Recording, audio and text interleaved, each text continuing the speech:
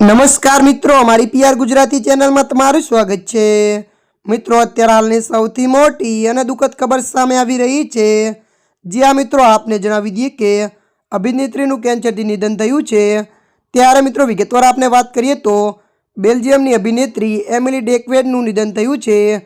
તેણે દુર્ભાગ્યથી કેન્સરથી પીડાતી હતી, જેણે તેણે વર્ષ 2023માં જાહેરાત કરી હતી।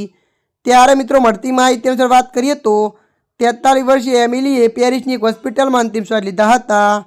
ત્યારે મિત્રો મળતી માહિતી અનુસાર વધુ જણાવી દઈએ કે એમિલીને 1999માં કાન્સમાં તેની પહેલી ફિલ્મ રોસિટા માટે શ્રેષ્ઠ અભિનેત્રીનો એવોર્ડ મળ્યો હતો। તેણે 12 વર્ષની ઉંમરે અભિનય શીખવાનું શરૂ કર્યું અને 17 વર્ષની ઉંમરે ફિલ્મ રોસિટામાં કામ કર્યું હતું। ત્યારે મિત્રો અત્યારની દુઃખદ ખબર મળી રહી છે।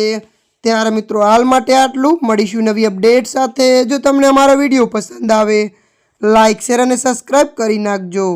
ધન્યવાદ।